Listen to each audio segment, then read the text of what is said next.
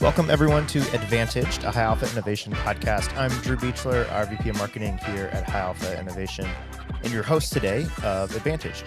High Alpha Innovation, if you're unfamiliar, is a venture builder. We partner with leading organizations and entrepreneurs to unlock growth and transformation through startup creation and co-creation of these advantaged companies. This episode today is part of our 2025 Innovation Trends mini-series that we're doing. We recently published an article diving into 10 or so trends that are going to shape the innovation landscape in 2025. And we decided to turn that into a more concrete discussions with a number of our team members to go deeper on these trends and where things are heading in the new year. So with me today, we have our general manager of our go-to-market team, Lesa Mitchell. Thanks, Lesa, for joining me. And Lesa has such an incredible background, including stints at Techstars, Kauffman Foundation, which is the largest foundation in the world focused on entrepreneurship, both policies and practices, the Milken Institute, and 15 years as an entrepreneur and executive, particularly in the pharmaceutical industry. And so Lesa is just a wealth of knowledge. And at High Alpha Innovation specifically, Lesa and her team work every day to get our companies we start off the ground, set them up for success, embed them with advantage, i.e., the name of this podcast. And over time, help those companies build that product market fit. And so today, we're going to have a very fun discussion around big changes that are likely to take place, particularly within the kind of regulatory landscape here in 2025, and what that means for both incumbents and startups across a number of different industries, and how they can navigate what is certain to be kind of a year of uncertainty, but also I think a year of probably what we'll talk a lot about is kind of it's also a year of opportunity because of that as well. In that 2025 trends article, Lesa, you noted, we know the new administration is focused on deregulation. We are a week into the new administration now. We're starting to see some of that kind of come to reality, but still a lot kind of is up in the air. But in particular, this presents, I think, a huge opportunity in a number of highly regulated industries. We talk a lot about energy, healthcare, FinServe, education, and many, many more. And so as we're likely to see, regulations change, ease, whatever, kind of however they change, we believe there's just going to be massive opportunities for new entrants to innovate. Where programs go and kind of at the government level, it really kind of opens up a lot of the canvas where for-profits may need to be created, where, there used to be government-funded programs that have stood for the last couple of decades, And so let's just maybe I'll kind of start it off there and we can dig a little bit deeper on this. But why are we talking about this today? Why is this top of mind for startups, for innovators, for corporate leaders? Why is this kind of top of mind, and why did this kind of come to your mind as you're talking about these major trends in 2025? Yeah, well, as you said, this podcast is called Advantaged. And at the end of the day, you have to think about the advantaged version of deregulation or even of new regulations. Mm-hmm. How do you take advantage of any of that? And especially if you're an entrepreneur or a big company, that's what you're thinking about right now. And while we're all sitting around waiting for what has been termed, I think, on X, the next shoe to drop in terms of policy changes, I do think you have to pause just a second and say, can you actually change policies overnight? What does that actually look like? And so I looked into it just for fun for a minute. And the Institute for Policy Integrity tracked all of the Trump's administration's policy changes during his first 4 years.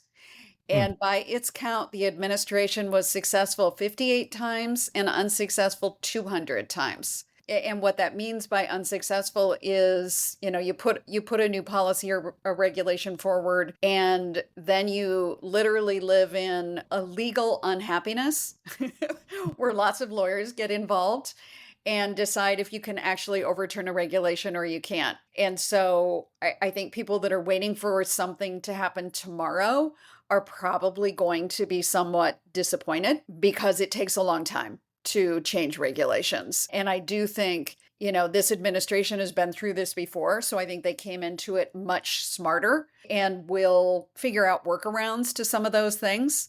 But again, I think we have to be somewhat measured in what we're going to see and how soon. And in some cases, hopefully they'll take advantage of regulations that were already created, and in some cases expand those. So let's start by not thinking regulation or deregulation is good or bad writ large. that it depends. And sometimes the unintended consequences that are caused by constraints that new regulations give you make us think more deeply about new models, which also is not a bad thing. It's a good thing. And I think just in the last 3 days, we've seen an example of what new models look like that come out of constraints, like the launch of DeepSeek. Hmm. In their case, the constraint was export control policy that kept them from having access to NVIDIA chips. And they also ignored the we must build proprietary models that most companies have not ignored and came out with something that was a complete leapfrog. But again, partially that leapfrog was tied to constraints that were put on them due to policy. So that's kind of my point of it's not all bad. Some good things can happen. Yeah, startups by their very definition are all about constraints, and that Yep. like they're able to do more with less, and that you're forced into making prioritization decisions, product decisions, focus, ICP, all sorts of decisions within constraints. Yep. And I mean, we talk about this a lot, even in our business. Of at the most simplest version, we co-create advantage startups, usually with large corporations, startups on one end and corporations on the other, and we sit in this middle, and we talk a lot about corporations inherently they lack sometimes the constraints that help them innovate from within because they have access to capital, access to resources. They can deploy these resources in number of ways, which is kind of almost counterintuitive that it makes it harder for them to learn, harder for them to innovate, harder for them to disrupt, to be, truly kind of transformative. Anyway, so I Yep. think, back to just our whole premise really is like a business of why, startups are transformative in themselves, why I think you and I, love working with founders and startups and every day is just that the magic of constraints, I guess, Yeah. The which world is the really world of interesting. workarounds. And I think, it's not only constraints that shape the world, but we've seen world events help us rethink policy and practice that also has a huge advantage to entrepreneurs. I mean, the best example is COVID. Mhm. It was an accelerant of sorts for the tech industry. I mean, Shopify went crazy because we needed e-commerce, PayPal, because suddenly everybody wanted to buy things online, but they needed a trusted system. And I think, the biggest constraint that we saw that was lifted out of COVID that has positively impacted healthcare was suddenly I didn't want to go see my doctor in person. And it created millions of questions out of COVID about why do we have regulations that won't allow me to use telehealth? That's insane. Why can I not do that? And as we saw, and this is an example of where you can see really quick exceptions in regulations to go fast. I mean, we saw that happen overnight. It probably wasn't fast enough, but we saw it overnight that telehealth suddenly was allowed and was going to be reimbursed, which is what matters in the healthcare field. And overnight, you could talk to your doc on the phone. You could submit scans over the internet. And then suddenly, when COVID was over, the question became, why would I go back? I mean, and there were literally people thinking about we need to take this constraint off and remove telehealth as something that you can do because it might violate HIPAA or all sorts of other things. But I think the entrepreneurs and the big companies figured out a workaround to the potential issues that were in there and figured out how we could go forward. And now you can, see a therapist online, you can get a prescription online from Amazon, you can do everything online. So many, the upside of COVID is a lot of big companies woke up to constraints that they might have had previously and started, questioning them, or policy barriers they had previously and questioning them. And I think that's happening today, whether it be healthcare, energy, sustainability, whatever. I think there are lots of entrepreneurs sitting in the wings. I actually got an email from one 5 minutes before we started this podcast telling me, and I'll talk about this in a few minutes, that he was leaning into the new ICRA, which I'll explain what that is in a minute. But entrepreneurs are sitting around kind of waiting to see what is coming out. And the moment, new policies do come out, a great example, that we've heard a lot in online chatter is that the Trump administration would like to get rid of the ability to advertise if you're a pharmaceutical company. Yeah. I mean, if that ends up happening, we already work with pharma companies. We will work with pharma companies to co-create a company that enables different kinds of communications that can go directly to consumers. And so, just because a change is made, it's just a fork in the road. And we'll figure out a new workaround. I can keep going on and on. I mean, other big policy lean-ins that we can expect in healthcare around drug pricing and transparency.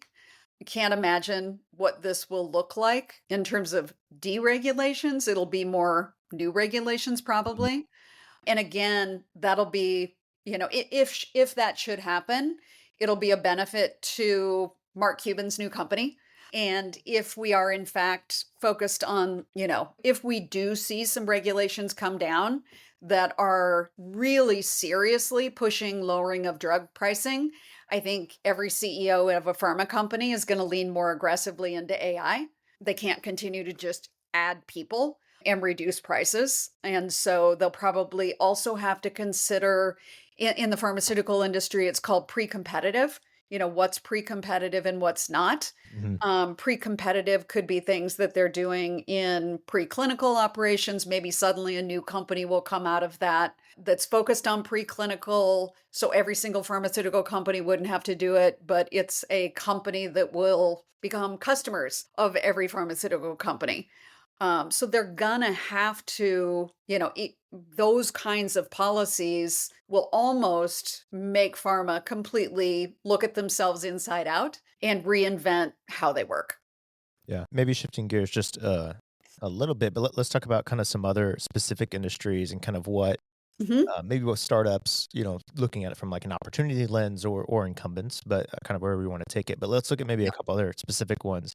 In one that we've talked quite a bit about, we've had in 2023, we hosted an energy summit even, in our offices and brought Yep. together leaders and entrepreneurs across that industry. It's a wildly complex space. Yep. And so let's talk about that one. I know that, even just in that kind of conversation, the scale, the regulation, capital intensity, supply chain, all of that makes it like almost nearly impossible in some of that sector within energy Yeah. to really kind of do, Yep. truly innovative things. But kind of maybe on that side of things, are there things you're keeping an eye on, or Yeah. we have a couple Yeah. companies in that space, even like things where, you know, Well, and let me just use some examples, very specifically in that case. There are a couple of corporate partners that we have worked with in co-creating companies in that space that are leaning into new regulations and frankly leaning into CO2 commitments that corporations have made. I mean, the best example of all are a company that we co-created with North Star Clean Energy called Woodchuck AI.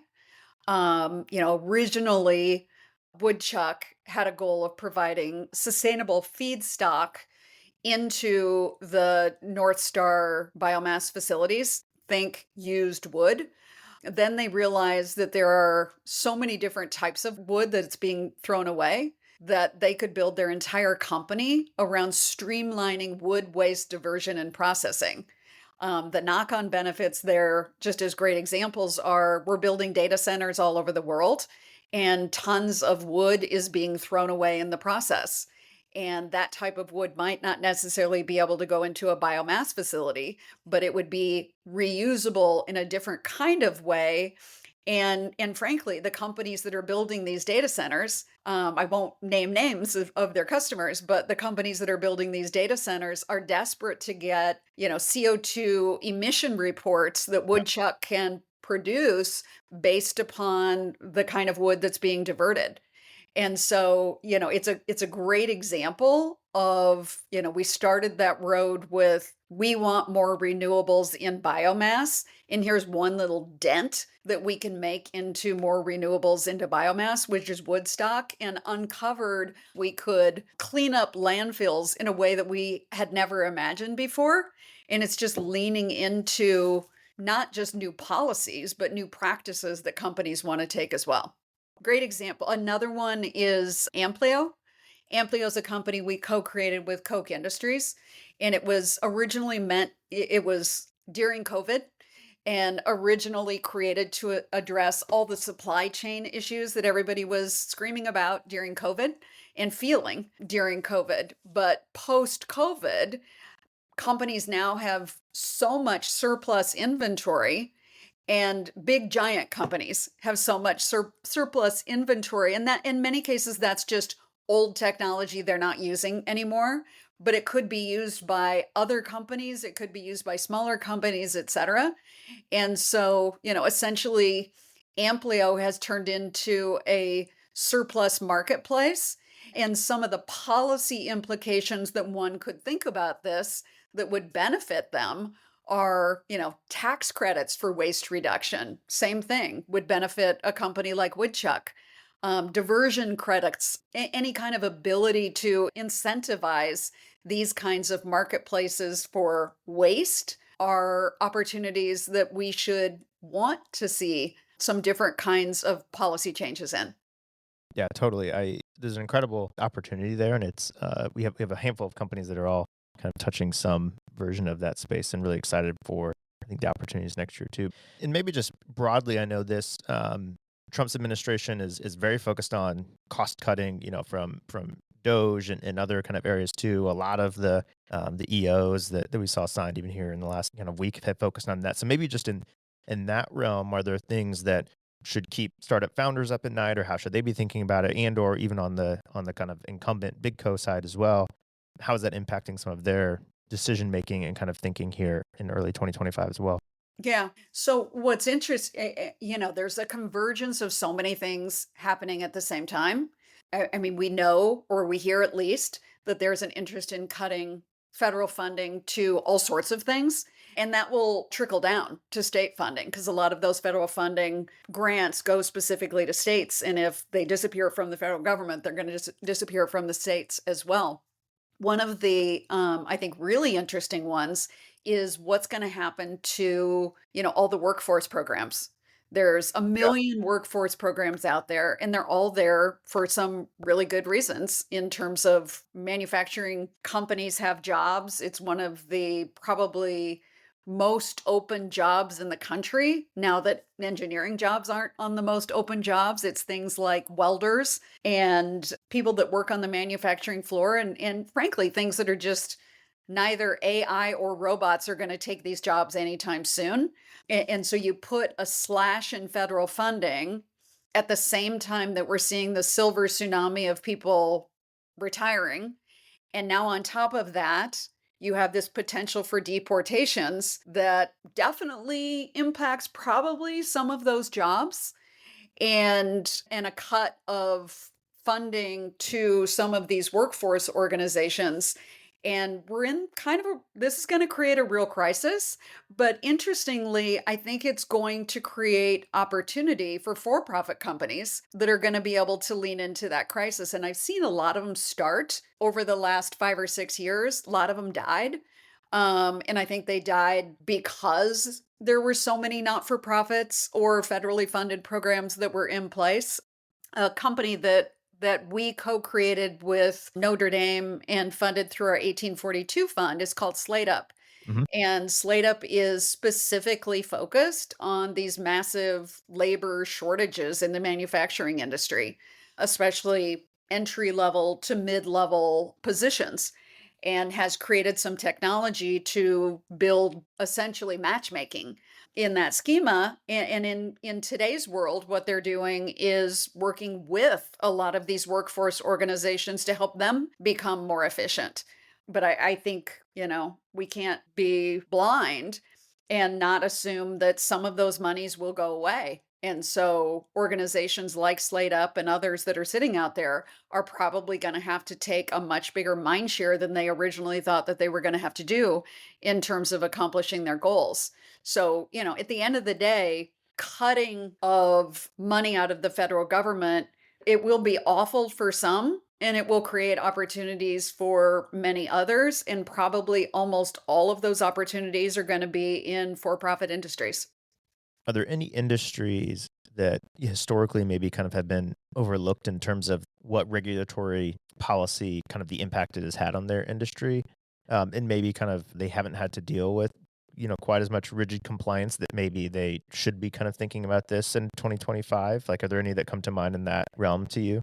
Yeah, I mean, I'm guessing education, and you're already starting to see it. And frankly, when I'm thinking education, I'm thinking more on the research side. Yeah.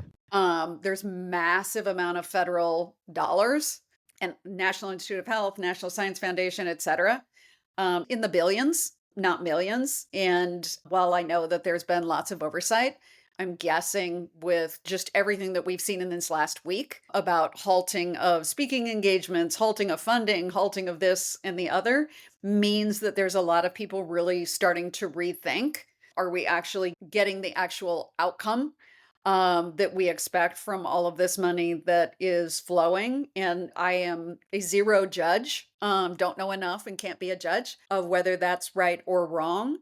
But my guess is that's the area that has seen the least scrutiny over the years, has lots of lobbyists that try to raise money for universities. And we're just going to see how that plays out. I'm really curious to get your thoughts on AI in particular too. And like, do you think we'll see some or more or less regulation around AI? We talked about DeepSeek even a little bit earlier. Like maybe kind of in from a startup's perspective, how should they be thinking about whether it's competition or regulation kind of this year too, if they're starting a company in AI? I'd love to just get your kind of perspective on right now some of the AI headwinds and tailwinds. Yeah, I mean, the current administration has come out and it almost looks like less regulation around AI, which I'm sure frightens and creates happiness at the same time for people that are in the marketplace. But I do think at the end of the day, it will be based upon where are you using the AI. I mean, if you're using AI in, research and development in pharma, I'm confident that there's going to be and continue to be lots of regulation surrounding that. Hopefully, the same thing in fintech.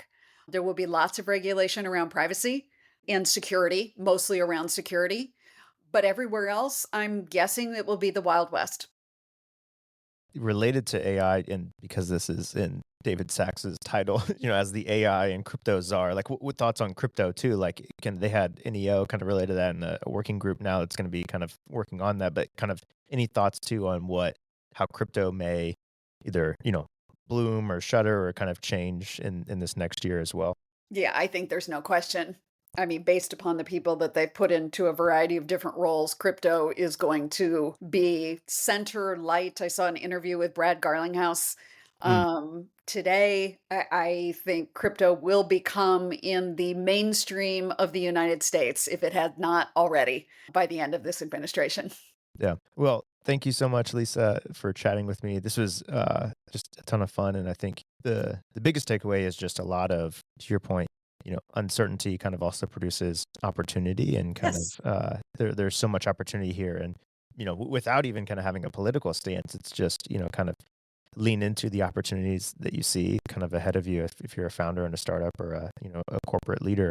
There's lots ahead here in 2025, and no one knows what the future is going to hold, but we know it will be different. I think We know Elliot it will be different. says that quite a bit of like, we don't know what the future is going to be, but we know, it will be different from today and probably much different than we could imagine.